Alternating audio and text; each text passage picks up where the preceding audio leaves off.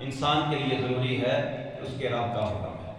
تو یہاں پر فرمایا کہ محبوب تیرے رب کا حکم ہے کہ خاص اسی کی ہی عبادت کی جائے،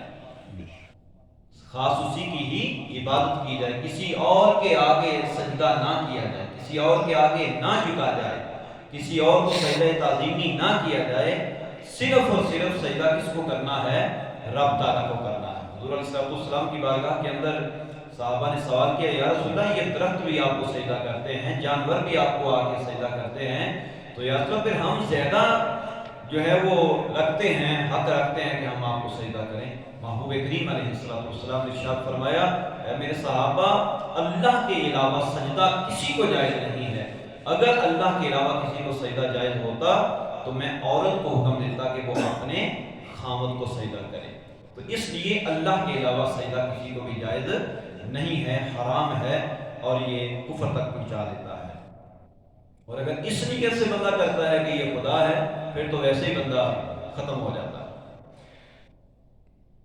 اور ساتھ ہی اللہ تعالیٰ نے اس کے متصل، یعنی اس میں درمیان میں کسی اور چیز کا ذکر نہیں کیا، بلکہ اپنی عبادت کے بعد ساتھ ہی اللہ تعالیٰ نے متصل یہ ذکر فرمایا کہ عبادت میری کرنی ہے، لیکن وبالوالدین احسانا، اپنے والدین کے ساتھ احسان بھی کرنا ہے، اور اس کا طریقہ بھی بتلایا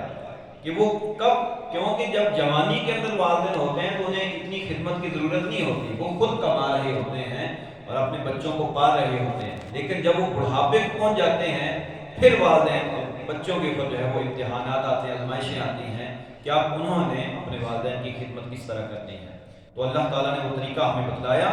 اما یبلغن عندک الکبر احدہما او کلاہما،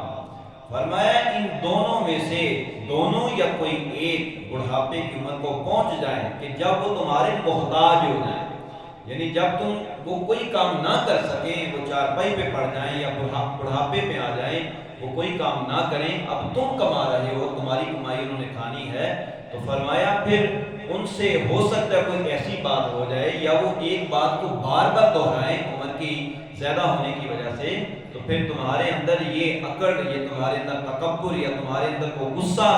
نہیں آنا چاہیے کہ تم ایک سے دوسری بار بات سنو تو تم غصے میں آ جاؤ۔ فرمایا نہیں، ایسا نہیں کرنا، اما یبلغن عندک الکبر احدہما، جب تمہارے سامنے یہ بڑھاپے میں پہنچ جائیں دونوں یا دونوں میں سے کوئی ایک، تو فلا تقل لہما اف، اف تک نہیں کہنا، بات تو کرنا بڑی دور کی بات ہے، فرمایا اف تک نہیں کہنا کہ یہ آپ نے کیا کر دیا، اف تک نہیں کہنا۔